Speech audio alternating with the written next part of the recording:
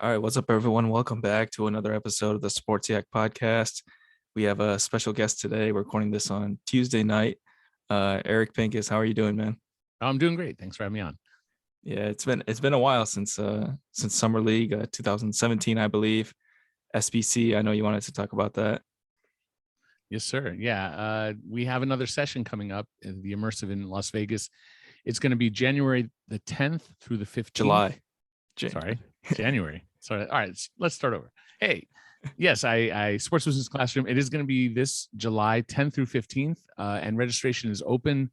And it is the best program to, if you're interested in making a career in basketball, be it in media, in broadcast, in analytics, scouting, front office, salary cap, of course, which is my specialty, then that's really a great place to not only learn, but to get in front of the right people, to meet the right people, and to get your name on teams' radars and whatnot. So go to sportsbusinessclassroom.com, and if you use the code SPORTSYAK with a K, you will get a discount of $300. So try that.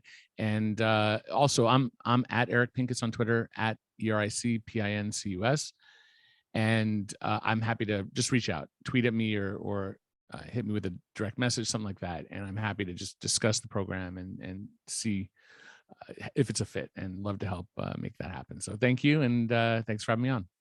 Yeah, I can personally say it was an awesome program. I still talk to a bunch of the guys. Obviously, there's a bunch of guys in the G League and the league working currently. I know Nick Lagios and Amber Nichols are pretty huge successes from SBC, and I still try to keep in contact with them as well. Yeah, I mean, they're GMs of G League teams, which is pretty crazy. But we have people with like the Celtics and with the Clippers and the Lakers, the Nuggets. I mean, it's all across the map. And then some got jobs with agents, working for agents. And then some are personalities, doing what you do. What, like Dave DeFore was a student, and now he's really running one of our programs, which is the scouting video and analytics. So it's my favorite time of year. It's the favorite thing I do. I do a lot of great stuff. I'm very blessed, very lucky to do what I do. But this is the highlight every year. The week we put in Vegas is it's just so much fun. It's so much work, and we get such a positive result out of it because people really do get opportunities. So that's really what it's about. And you were also fortunate enough to go to first two games of the finals. I don't think you're traveling to Boston, right? No, I'm in LA, back in LA. I live in LA. So I went to games 1 and 2. I haven't made arrangements yet, but I'm credentialed for 5 and 7. So I have to make plans for 5. And I don't know if I have to make plans for 7 yet. We'll let the play decide that. But it was really nice. It's my first time at the Chase Center. I'm used to Oracle. I've gone up 5 years in a row for their finals. And I just have a system. Like, I know where to park, I know what to do, I know exactly how to get in, and all of that. And so it was a new building and a new experience. And I'm still not entirely sure where everything is, because it's a pretty gigantic building. But it's beautiful, and it was a fun experience to be around. It's great to be around people again, with the pandemic. This was close to a normal season. We didn't have locker room access as media, but it was definitely improved over the last year. Certainly improved over the bubble, where I didn't participate in the bubble. So really happy to get that opportunity. So can't complain. Yeah, it was actually funny because I live in Orlando, so the bubble was happening about 30 to 40 minutes away. But it was kind of funny that it's just like isolated. No fans were obviously allowed. Right. I have many friends who are either in the media or officials or stats people, or obviously coaches and players, who talk about that experience. And it was really difficult, and it was a challenge, but it's also one that I think a lot of them look back on with a lot of pride, that they were a part of history in a way, as hard as it was. And it also, for the people who were there, it built their relationships, where I think Darvin Ham talked about that a little bit. Like, you could see LeBron out there, or you see other guys, and you just would get more familiar with them. And instead of just seeing them briefly in passing at a home game or an away game or in the heat of competition, now you're just sort of relaxing and seeing some of the best players, or just some of the people. And a lot of relationships were formed.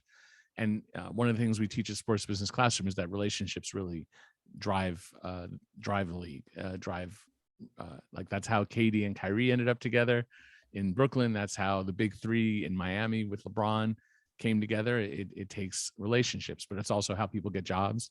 It's who hires who. Usually it's family. If you have a last name that matches someone who owns a team or runs a team.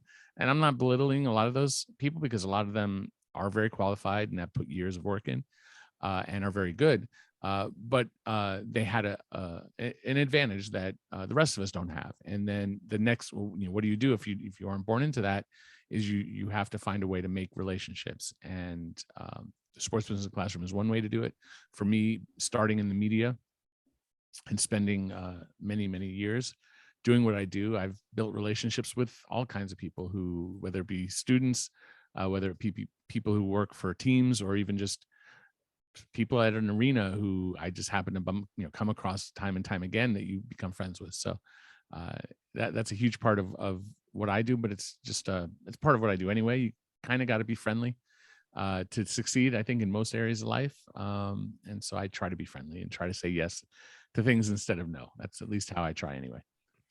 Well, yeah, you obviously come on the podcast, so we appreciate that. But I do want to talk about the on court activity in the finals, the games 1 and game 2. Which team do you feel more confident in, I guess? So I'll preface it by saying I had Toronto beating the Warriors a few years back, and I was really confident in that prediction. Before the injuries and all that, I guess, right? Well, it was at that point, try to remember. I think KD was maybe coming back. Yeah. KD was banged up, but would be available. Clay was healthy at that point. So it was before the series, right? Obviously. And I wouldn't have made that. It's not like I had a pre-playoff projection that the Raptors and the Warriors would go head-to-head. But once they got there, before the series started, I picked that. And I have a similar prediction in that I have the Celtics winning the series. The number of games, I picked 6, but to me, it's, the number of games is like, if you get that right, cool. But like, really, it's who's going to win the series. And I think the heart of my reasoning is that the best offensive lineups for the Celtics can also be their best defensive lineups. And I can't say the same thing for the Warriors, but they are really powerful. If they can get a lineup to work with Poole and Steph and Clay, who all three aren't great defensively. Clay used to be elite. Now, I don't know the analytics, but he's not the same. Let's just put it that way. And then Steph, if he's the only diminutive player on the court, does well for who he is, but he's still targeted on defense. I think it's really taxing on a team if you have 2 players like Poole and Curry, and then have Clay not be what he was. If you have those 3, yeah, that's their best shooting. I mean, you've got shooters everywhere. It doesn't matter that Draymond can't shoot. The 5th could be Wiggins. It could be Looney at that point, like a defensive player, etc. But it is problematic. And so that's really my answer. I mentioned the Raptors and how confident I was in that. And I don't bet. So, but to give a perspective of my confidence, if I were to bet $1,000 on the Raptors, I'd probably be betting like $100 on the Celtics. So it's not as strong of a pick, because I do think that the Celtics have some clear weaknesses as well. They have depth, but it's imperfect depth. They sometimes struggle to score. I don't expect like Horford or White to do what they did in game 1 often, but I also thought they didn't do very well in game 2. I think they're better on average than that. So the personality of the series is TBD. I predicted it would go 1-1, and I predicted it would go 2-2, so that by the time we got to game 5, it'd be tied up. That was my prediction. And then from there, I figured Boston would get one on the road and then close out at home. It could go anyway, but that's kind of how I saw it when I thought it through. I like to think I'm right a lot. I do have a good track record, but ultimately it's applying what you see and what you think. But the games have to be played, and who knows who's going to do what. So I'm excited to see how this unfolds once it shifts to Boston in the next 24 hours or so. Yeah, it's pretty interesting. Obviously, Phoenix probably had the best body of work throughout the season, but obviously collapsed at the end of their series. But it seems like Golden State found a good fit with Gary Payton in game two. How do you think he impacted the floor in game Yeah. two? That was one of those key X factors that I had put into my analysis. Was, to me, the solution for the Warriors was more Gary Payton, probably over Poole, and just accepting that you're not going to score as much potentially. And I don't even think it matters if Payton is hitting shots. And if he gets you 6 points off of garbage stuff, they do run some lob stuff off of him. But he can get like off of steals, even if he 8, 6, 10 points, 12 points, whatever. That would be more valuable those minutes than getting like 16 or 18 from Poole. And obviously Poole can go off for huge numbers. And if he does, that changes the equation. But I figure he's probably good for anywhere between 12 and 18 points in a good game by the Celtics like that. But I think those minutes there, the Celtics get a lot more done offensively. Whereas with Payton, one of the weaknesses of the Celtics is that they don't really have a ton of ball handling. And to be honest, neither do the Warriors. Like, both teams are very turnover prone. They're not great at taking care of the ball. Steph is obviously, an elite ball handler, but he turns the ball over quite a bit. But then everybody else, no one has the kind of handles that he has. They have Draymond handle the ball a bunch, and he gets some turnovers. He's not a problem with that. But if you look at how the Warriors have played, even going back to their dynastic run previously, they still had a lot of turnovers then. But then Marcus Smart he's a point guard, but he's not like an elite ball handler. He's not an elite creator. Jaylen Brown can turn the ball over. So putting in a really difficult player to play against in Payton, he makes just the basics of just bringing the ball up court difficult. And he's overplaying you, and that sometimes that could lead to fouls. For Payton, sometimes that could lead for, if someone gets by him. Now it's only 4 defenders, but he's so capable and smart, and he's not a bad offensive player. I watched him play in the G League with the Lakers organization. I watched him play. He played for a minute with the Lakers themselves, and he played point guard with Alex Caruso actually on the G League team. Can you imagine that backcourt defensively, Alex Caruso and Gary Payton? The nightmare. Yeah. But they were smart enough. It's obviously a big difference playing at the NBA Finals versus playing in the G League. But my point is that he does have some experience as a lead guard. I mean, he's really a wing who defends really well and doesn't have much height, but it doesn't matter because with his hands and the way he attacks and his body control and his aggressiveness, it's pretty impressive. So I like that they tried to give Iguodala a taste, but he hasn't been healthy. What he adds, I think Payton does more of defensively, and Iguodala is probably a better passer, and someone who has the experience of NBA Finals MVP and has been around in the league for almost 20 years, not quite, but in that range. So on paper, I got it, but I just don't think in this particular series, just where Iguodala is in his career, I was looking at Payton as the most likely spoiler of my pick as far as the Celtics winning the series. Yeah, it's funny to say like the Warriors struggle on offense, but when like Steph Curry sits, you can definitely tell that. I guess that's what they use Poole for, right? It's just like to create some havoc offense, I think. Yeah. Well, Steph is what he is, right? Like, he can't be one of the best players of all time, and then when he sits, you don't feel it. Right. If he wasn't that great, sure. Right. Like, you look at guys like LeBron, you look at guys like Giannis and go down the list, KD, and I'm not trying to be all inclusive, but the top players in the league, when they sit, their teams tend to have trouble. And sometimes you get a team that also has a good bench that can get it done. But typically, especially at this level, Steph is going to sit, they're going to struggle. And if you look at it, Poole is third year. He doesn't have a lot of experience. He's slight like Steph. Neither is a Jimmy Butler as far as physicality, right? And then Poole is sort of hit or miss. Like he's either going to blow up or he's not. What else does he do? Is he an elite playmaker? Is he a high level playmaker? Not really.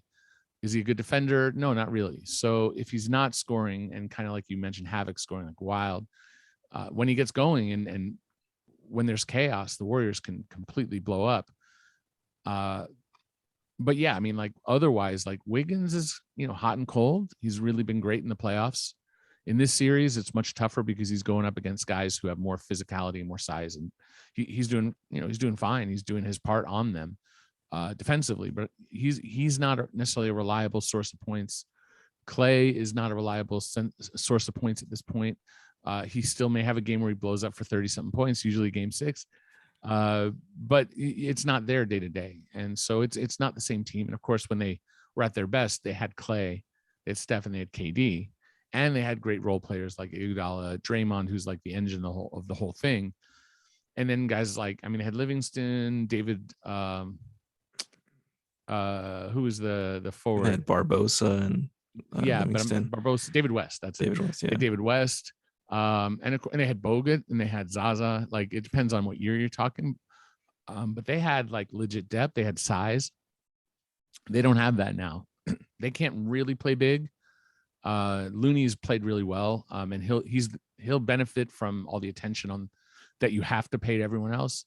But he's not like Bogut sized. He's not like and the Celtics with Robert Williams and with Horford and with Tice, if they need to go big, they have a little bit more size that they can work with. So across the board, the Celtics are bigger, and that's a factor. But we'll see if it's a deciding factor. That was one of the reasons I was kind of surprised to see that the Warriors have been kind of winning the paint battle. Like game 2, that I'm just looking at the box score, and they outscored the Celtics 40-24 in points in the paint, which is pretty interesting. It was a weird game. The Celtics shot a ton of threes, and they shot pretty well. They didn't shoot poorly, and it kept them in the game. But to me, like, my game plan wouldn't be let's get into a shooting contest with the Warriors. Like it would be let's beat them in the paint, and also let's find where we can get our threes. We need to get threes up. We probably can't win if we just go our 2 points for their 3 points, right?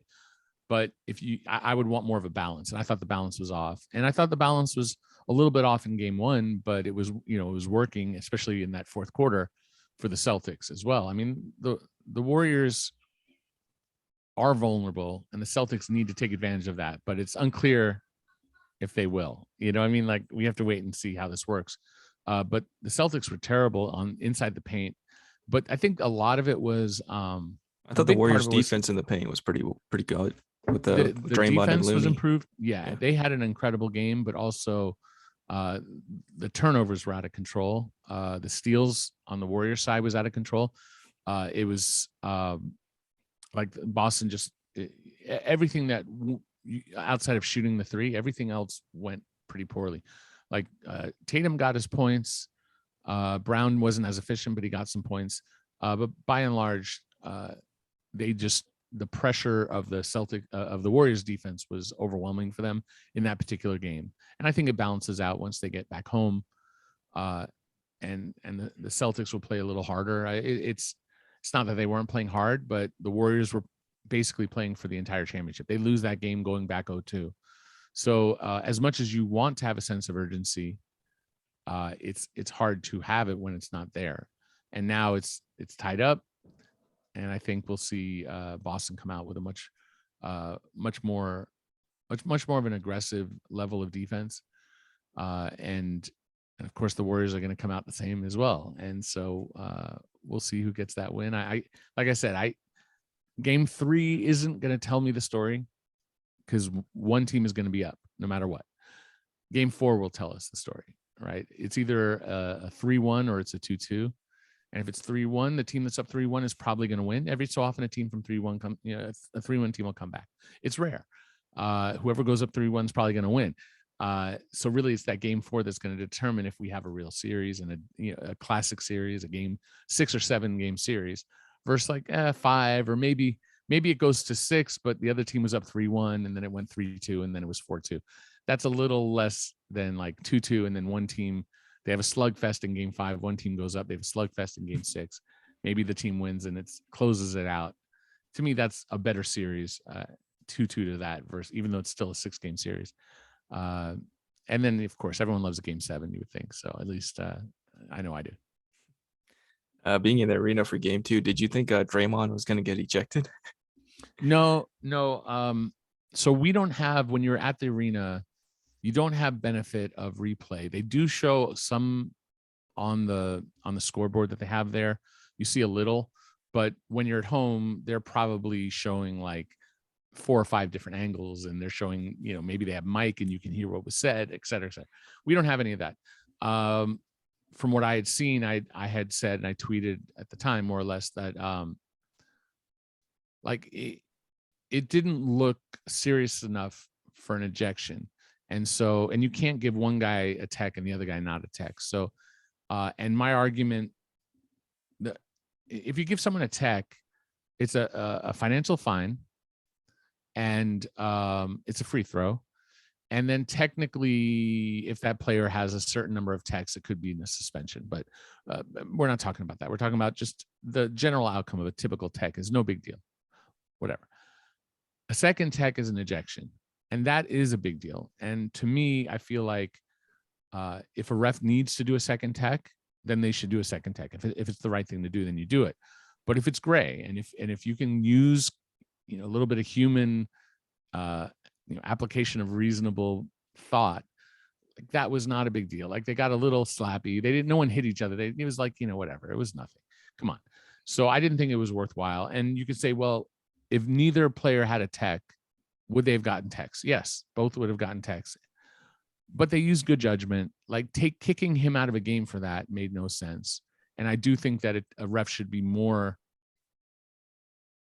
thoughtful before they use a second tech. And there are some who say, well, the rules should be the same no matter what at any given moment. And I don't really agree with that. I think that if we want to replace refs one day with robots or technology, okay, I personally like the human factor. I mean, officials sometimes can make a mess of a game. That's true. But by and large, the NBA has really good officiating compared to what I see in FIBA, the international, you see the college refs, the G League refs, like WNBA refs. I don't know. I haven't done a comparison as closely with WNBA refs. I'd want to do a little more research on that. But generally speaking, we have in the NBA the best officiates in the world, or officials in the world. So I actually would like the rule book or the system to give them a little more opportunity to use their heads and not feel like they have to do something, because if not, they're going to be judged harshly by this grading system internally, that they're going to get punished because they used good judgment, but it was technically not like the 100% fixed. If they went 100% by things, Draymond's kicked out, Celtics probably win. They're up 2-0 over some stupid stuff that really wasn't a big deal. I don't buy it. Yeah, I think that's probably the correct application of the rule, where the guy has a first tech already, so you don't really want to kick him out the game and potentially like mess up the whole series. So, right. And I thought Draymond did from the Warriors' perspective, did a great job of setting the tone, as you mentioned, like the sense of urgency, just a sense of tenacity and aggression, and for the Warriors. Yeah, I mean, that's the key. Is like you could set the tone all you want, and if the other team hits shots, like it doesn't matter. But you have to come out. I mean, I remember that was like near the very first play. It might have been the first play where Draymond tied up. Was it Horford? I think something like that. Yeah, at the top of the key. Yeah. Right. I mean, I'm not a huge fan of like sending a message, because great, you do that one play. But I did think like the Warriors themselves, not the crowd, not the Celtics, but I think the Warriors, the roster, more of the younger players, the less experienced players, the Jordan Pooles, maybe Looney, who has that experience. But like we're gonna go this hard. Like this is what it's gonna look like. And yeah, I mean, it just looked like pretty much throughout the Celtics were at a different level. Now, I'm sorry, the Warriors were at a different level, but the Celtics were actually up in that first quarter, most of the first quarter, up until Steph went a little berserk towards the end. So again, like setting a tone only goes so far, and the Celtics didn't care about all that. They came out and hit a bunch of threes, and if had they won, we'd be talking about how they set a tone by hitting a bunch of threes early, right? So, but no, I did think it was important the way that Draymond especially came out and said, like, this is going to be on our end, we're going to be fighting. We're gonna go down. If we go down on the ground, you're gonna have to beat it out of us. And over time, it worked. That's exactly what happened. They out physicaled and caused turnovers and won in the paint, all the battles that they need to win, which is crazy because, like, usually you think the Warriors are going to win by the three, but it was the Celtics who get blown out in this game if they don't hit the threes. They were competitive in that game because of the three. Yeah. Obviously, Darvin Ham, he wants to bring that same type of aggressive mentality, I think, that I guess that Draymond brings. He was obviously on the Bucks staff. He was on the Pistons that beat the Lakers actually in the championship. I believe you were at his press conference yesterday, right? So what was your first impressions of him? Well, I had a flight from San Francisco, well, actually San Jose technically, to LA that was scheduled to land at 11:55, and the press conference started at noon. So I told the Lakers, like, I'm going to make every effort to come. If it doesn't work out, it doesn't work out. So they credentialed me for it, and my plane landed like 20 minutes early. I had a couple of bags that I had to check. They were like literally the third and fourth bag out. And my wife, who was cool enough to pick me up at the airport, was right outside right when I got there, drove me. El Segundo is basically next door to LAX. So it didn't take long to get there. And I got in right when they were coming out and got to see the whole thing. So as far as Ham, like, Laker fans are, from my communication with the fan base that I have in different ways, they're pretty happy and excited and should be. Darvin, I had written that of the candidates that they were looking at, he was the best candidate, the best fit is what I had said. I covered the Lakers when he was there the first time around and found his personality to be really infectious, energetic. Like, you just like being around the guy. There's something similar to what Mark Madsen brought as far as energy and positivity, but different. And Mark did coach, but he does. Darvin has a much longer track record as an assistant in this league. Mark is a college coach now, but Darvin, I believe he was the G League coach, right, for a second for the Lakers. Mark, I know he did summer league. Okay. He did summer league. I know Kobe Carl was a longtime coach. Casey Owens was a coach for a long time. If you go back far enough, Eric Musselman was actually a coach of their team as well. But and there was one other guy who had a filthy mouth. I brought my kids to a game and he was cussing up a storm, and we had like courtside seats. It was pretty funny. But anyway, Darvin he's kind of a mystery, right? Like a mystery box is like Shaden Sharp in the draft. If you follow the draft, like, what is he? I don't know. Does anyone know? No, he didn't play in college, right? Like, we have very little detail on he's a mystery box. Well, mystery box, people fill with all that they want that person to be. What is Darvin as a head coach? We have no idea. He's never been it. I mean, he's filled in a few games here and there. We can say that he's a disciple of Mike Budenholzer, who is, if you look at his tree of assistants, he's had guys like Quin Snyder, Kenny Atkinson, and I'm forgetting a couple but like, I think the guy in Memphis too as well. Oh yeah, Taylor Jenkins. Taylor Jenkins. Yeah, Taylor Jenkins has been fantastic. So the tree of Budenholzer has been very fruitful, even though Snyder just moved on and parted ways with Utah. So there's a lot of reason to be optimistic. I have yet to hear anybody in the NBA circle, people who tend to dislike the Lakers, right, for different reasons, competitors of the Lakers, whatever. They're very high on like who Darvin Ham is, but he's never been in a playoff series as the head coach, making the decisions, making the adjustments. We don't really know. He's talked about a 4-out, 1-in offense, but I mean, great. I mean, high school and college coaches can run that too. That doesn't mean it's going to work, right? It just that's his initial approach. Great. If the front office doesn't give him the right team, it doesn't matter what he runs. Right. Will that be the right team with Russell Westbrook sticking if he sticks? With AD and LeBron, is AD healthy? Does LeBron recommit on defense because he hasn't played as well defensively the last year and a half? Some may be related to injuries and his body slowing down a little bit, or some maybe because the team was so lacking this year that like they were never going to get there. So maybe he's like, I'll get my points, but I'm not going to like really exert to do the kind of defense we need to maybe still fall short. And like the season was a mess. AD needs to be healthy. Darvin called him the key.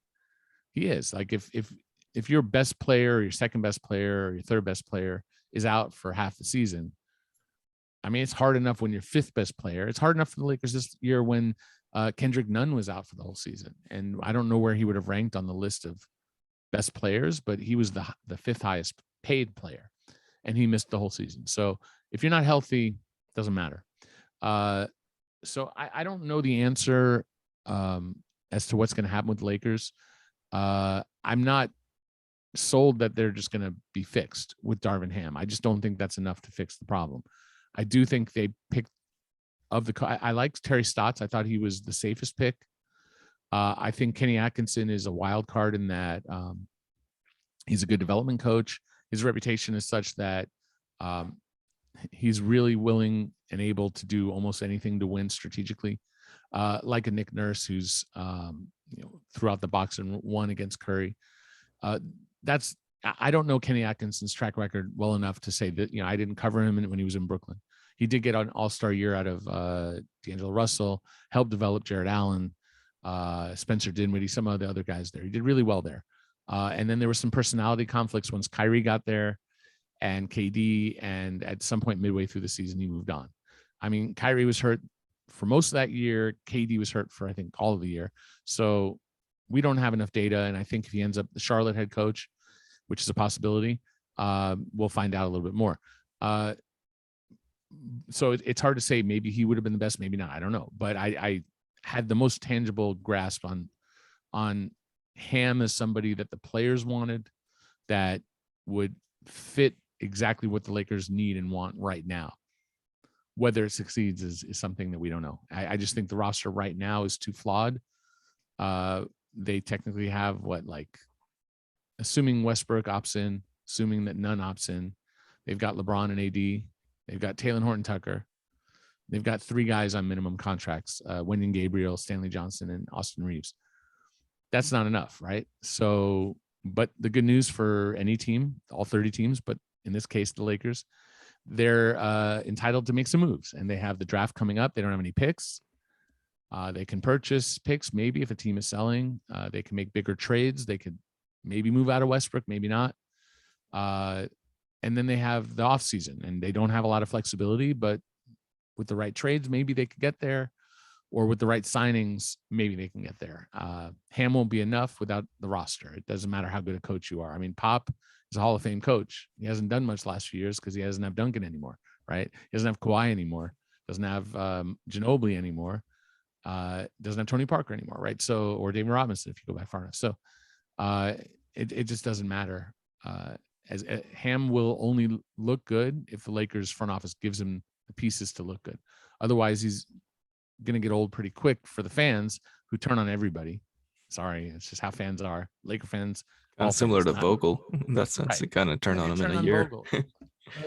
Vogel was given a roster the exact opposite of his coaching style. So it's the Lakers' prerogative to change playing styles. It's your team. If you've decided that the way that you're playing under Vogel doesn't fit the future or the present, go ahead and change it. I do think that if you're going to change it, you should have a coach to match that. And so firing Vogel before the season was, if you're going to give him that roster, made a lot more sense. Would he have deserved to be fired? No. Should they have changed styles? No. With LeBron, you need a bunch of defenders. You need a bunch of athletes. You need young legs. you need as much depth as possible, and you need as much shooting as possible. And where the Lakers were most deficient was shooting, but they didn't get better shooting this year. They got roughly equal, maybe a little bit better, maybe a little bit worse, but on the margin, still about, what was it, like 18th or 16th in the league. I did analysis at some point. It's not in my head, but they weren't very good last year. I think they went from 21 to 18 in 3-point shooting. Maybe I'm remembering wrong, but it's in that range. Like, is that enough? Is that to give up all your ability to defend to improve? And by the way, I think their percentage was almost equal. So they improved less by being better and more by other teams got worse. At least that's what I think I did the analysis maybe with like a few weeks left in the season. So maybe There's the also some numbers, guys that were a little bit too of a one-way player. They're either all offense or either all defense. right. And that was a huge complaint of Vogel. He struggled unsuccessfully to find a combination of players who could defend and score. But if they had gotten to the playoffs, and if I'm saying that this elite Warriors team with Steph Curry and all the pieces they have are in danger of losing to the Celtics because their best lineup is not their best offensive lineup is not their best defensive lineup, and vice versa. And why I have the Celtics as the victor in my prediction, because they do have that advantage. Well, the Lakers aren't anywhere close to the Warriors, right? Like, their offensive lineups didn't have the same up, and their defensive lineups didn't have, there was no defensive lineup that was as good as the best Warriors defensive lineup. So I thought Austin Reeves played well. LeBron could fit in some lineups. AD when healthy, which he wasn't. But like the role players like Caruso and KCP, and while Kuzma came in as probably a below defender when he was a rookie, I think he left a positive defender.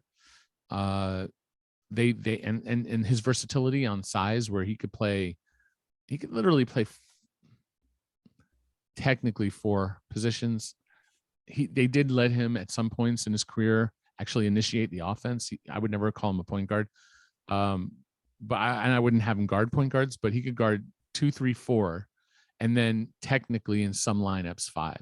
But really, like a 3-position player, that's really valuable. So like KCP would miss a game, you could start Kuz at shooting guard, right? And if you look at the biggest flaw is his 3-point shooting. Okay, like, well, Caruso, 3-point shooting, biggest flaw. Great. You brought in a bunch of guys like Wayne Ellington who have great 3-point shooting numbers, who can't play defense, who are older and past their prime. And I love Wayne. Wayne's a great guy, but that's where they were. How much of that is on Vogel?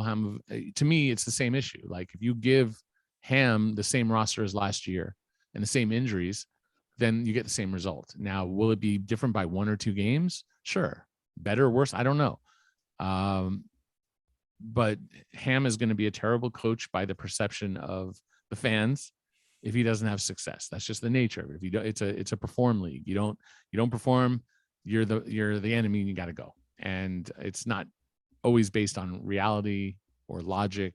It's based on emotion. And a team shouldn't be operating that way. They should be operating out of cold logic of like, what do we need to do? We need to trade players. We love this person. We love who they are. They're part of the Laker family, but we need to kick them out and send them to another team because we have a better opportunity. Darvin Ham talked really nicely about Russell Westbrook, but if Rob Pelinka has the opportunity to change that and to get rid of Russell Westbrook and to get them a better team with more depth, then he will. I don't know if he will. I don't know if he can find that, but we'll have to wait and see. Yeah, I mean, he is an expiring contract. Only 1 year left, if assuming he opts in for this last year. But it does seem like he's in his plans, at least for now. But I guess we'll see. Right. Yeah, Well, if the team doesn't improve, then there's obviously going to be a move made, probably.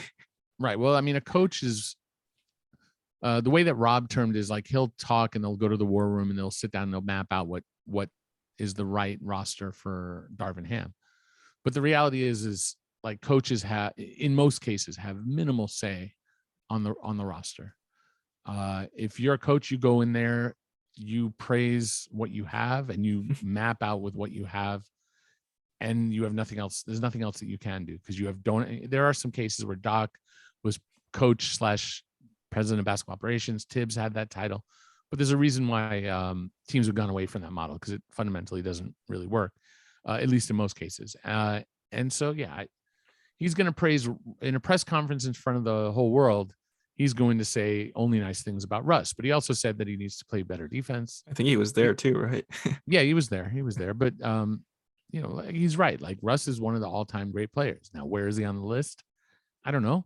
But as far as point guards, what he did as a triple-double machine, as an athlete and as a competitor, he's got the resume. But everyone's name is what it is. Like, your name is going to outlast who you are at some point, right? Like Andre Iguodala, Finals MVP. That's always going to be, but he's not that same guy right now, and it's unfortunate. I don't have as much hair as I used to have, right? I'm gray in my beard. It's a part of life, right? So, is Russ the same guy he used to be? I don't think he's close to what he was as a defender, and I don't even think he ever was a great defender. But his attention, I think his athleticism has waned a very small amount, very tiny amount. But his game is so predicated on athleticism that tiny amount has impacted some of who he is. But it's also just a weird fit. He's a ball handling guard who's not great off the ball. He doesn't have a lot of attention, focus when he's off the ball defensively and when he's off the ball offensively. Either way, to me, the focus is the main thing. I've seen him adjust his leg pads while on the strong side with the ball. He's guarding the corner shooter. The guy on the wing passes the ball to the corner because Russ is literally adjusting his pads on the strong side. Fine, if you're going to adjust your pads on the weak side, where it's going to take at least one or two swings, or maybe like a pass across court, maybe you could get burnt that way. But that's when you do it. You don't, if you have to adjust your pads, don't do it on the strong side. So I don't hate Russ. I don't dislike Russ. I don't like his fit on this team. I didn't trade for him, but I've been tasked by my editors and by the fan base to kind of map out their options on how to get out, and we'll see if they do. I don't know if they're bold enough to make the kind of moves they need to get that done. Yeah, that remains to be seen. But I guess just touching on some other news, Quin Snyder decided to resign as coach of the Jazz. I wouldn't say I was shocked, but I don't know. I wasn't really expecting that news this early, I guess. What were your thoughts? I think they were waiting out to see if the Lakers would go after Snyder and offer perhaps, because they would want a first round pick if that were to happen. And I think the Lakers, they're just not in a position to give up a first to get a coach. That meant not chasing Nick Nurse. That meant not chasing Quin Snyder. It meant not chasing Doc Rivers. If one of those had become available, they would have interviewed and would have considered highly. The Jazz are sort of, if you look at where they are when it comes to a salary cap perspective, they're spent for the next year or two. They have Gobert and Mitchell for a very long time. Everybody else who's on their roster is basically older, near 30. Clarkson's under, O'Neal's under. O'Neal is probably the only notable defender outside of Gobert. And then you've got guys like Bogdanovich, you have Conley, you had Ingles, who was really vital. He got hurt and they traded him. They added a Nickeil Alexander-Walker via trade, and they have Jared Butler. So they have a couple as a Azubuike, but they don't really have like high-level proven prospects. And then Alexander-Walker is heading into an extension. This summer he can be extended. So like he's almost done with his contract. So that's less valuable than like a rookie or a second year rookie scale. He's going towards fourth. So they just don't have a lot of assets. They owe picks, multiple picks. So they don't really have much to offer. They don't have much in seconds. Like they're spent and their stars don't really get along. And you could say that, both of them might deny that publicly.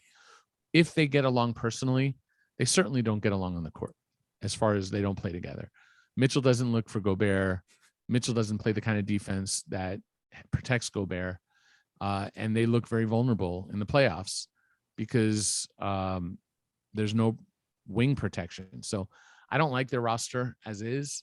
And clearly in my mind, neither does Quin Snyder. I think he realizes like that he's hit the end. I think he's going to take a year off, finish his contract is over after this next year. I don't know the exact details of what they're doing. Is he going to get paid?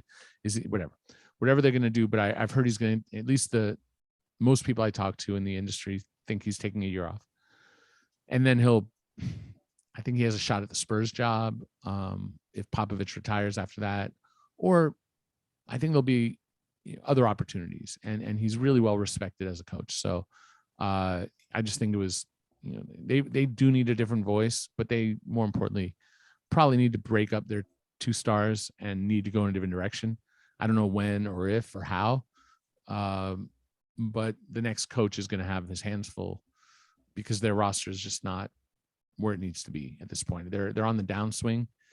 They're just not good enough. And that's okay. They had a good run. They really went for it, but the pieces they went for it with were names, as we talked about, names that are past what they were. Like Conley was not who he was in Memphis by the time he got to Utah. Yeah, I think that's a little bit of the problem with like super maxes or maxes. Like you have to give, Gobert kind of the max, and you're kind of stuck with what the team that you have. Right. It takes bold moves otherwise. You know what I mean? So it's a bold move trading Gobert. It's a bold move trading Mitchell. It's a bold move trading both. And it's a bold move keeping those two together. Right? Like inaction has as much risk as action. Right? If you do nothing and the team has another bad year and that rift between the two stars grows further, what did you accomplish? Well, you're closer to the other guys expiring, but you're still in the same issue. Like with Westbrook, with Gobert, Westbrook is a little more difficult because you mentioned he's expiring, but his number is so high. 47 is really hard to do, especially in season. Gobert isn't quite there, but he's similar because he's is he 38 or 36? He's in that range, right? So high to mid 30s, above what most players make, and then he's got multiple years, right? So a team would have to firmly believe in him as a defender that can. They have to believe what I said here, that like the reason why he looks vulnerable as a center in the playoffs is more reflective of the roster around him than his position as a center, because some teams are questioning how much a center, a true center, even a defensive one like Gobert, how they may not be viable in the playoffs. And so if 10 teams feel that way, then that's 10 teams that won't trade for him. And then maybe 10 more teams can't trade for him. And then maybe 10 teams like him and might be able to trade for him. And now maybe only 5 teams will even consider it. And it'll whittle down to 2 or 3 that can even make an offer that would be one that Utah would take. As far as Mitchell, like they have an all-star game in Utah next year. Mitchell is much more marketable than Gobert to the public for whatever reason, just personality wise. I don't know why that is. Some people are more marketable than others. Mitchell has resonated in a way that I don't think Gobert has. And so I think they stick with Mitchell just on the business side of it. If it were pure basketball, I'd be like, get rid of all of them, blow the team up. You owe some picks to you owe a pick to the Thunder that has good protection. Let the protection kick in. Be lousy for a few years. Give Danny Ainge picks. Like he's good at that. Give Danny Ainge the ability to trade. He's the top basketball. He's a CEO. Before I understand it, the team's still being run by their GM Justin Zanuck, who's also well respected. So I don't know how much Danny Ainge is going to exert his vision, but ultimately it's going to come down to what the owner wants to do. The governor, that if they're not willing to bottom out, they're not going to consider that, and it becomes not even it's not an option. I think it's important to understand, like, the owners make decisions more than the top basketball decision maker. And the top basketball decision maker is left with the resume of what they were able to convince their owner to do. And sometimes that's impossible. Some would say it's that way with Mark Cuban, because Mark Cuban is functionally the top decision maker. So any GM who works for him is taking care of Mark's bidding. That's not a negative. That team's doing really well, but it's just important to understand that maybe Sarver as well. You could say Sarver. You might say Vivek in Sacramento. There are owners that are believed to be intrusive. Who knows? We'll see how this goes. I don't think Utah's going to bottom out. I think they should.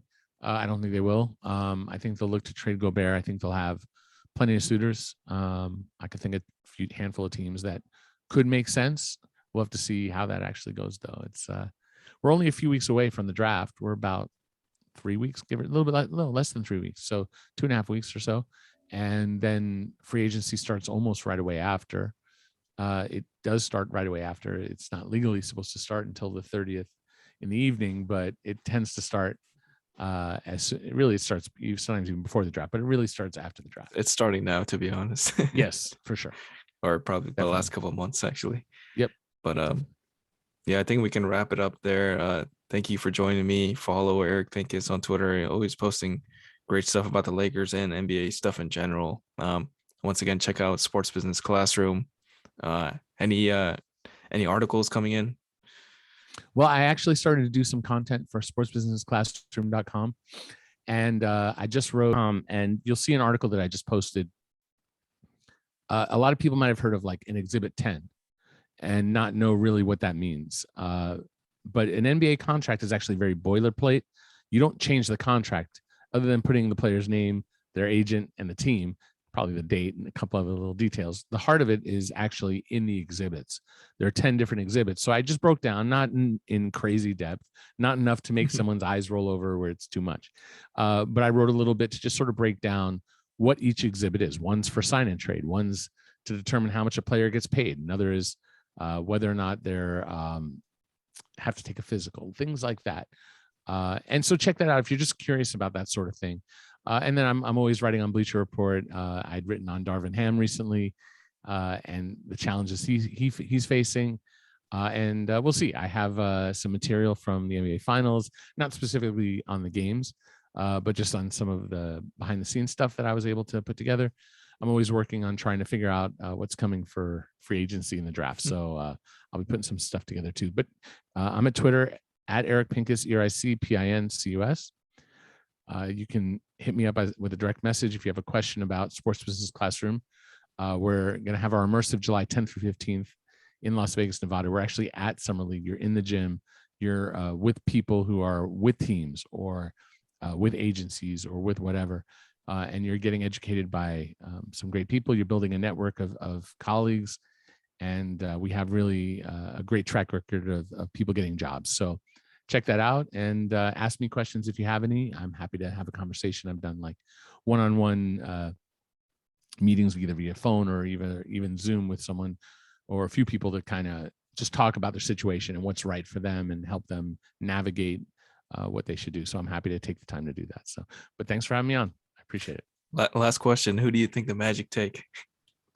So it's going to be one, in my opinion, of Chet or Jabari, Chet Holmgren or Jabari Smith. The buzz has been Jabari, that they value him as that kind of athlete, and they do have a couple of bigs.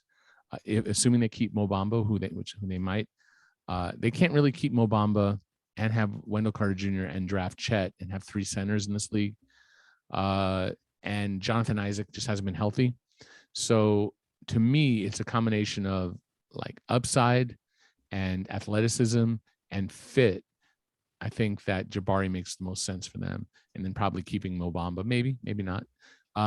And then, but if they go with Chet, then it's a whole different thing, and that's okay too. They just would have to put more resources into a forward, because I think that's really what they've got. Plenty of guards. They have Franz Wagner's kind of that he could play any wing position, and is just a really nice versatile player. And then they have Wendell Carter Jr., who's a really nice paid, rugged kind of do what he needs to do, lunch pail big. So curious to see how they do. Look forward to the draft for sure.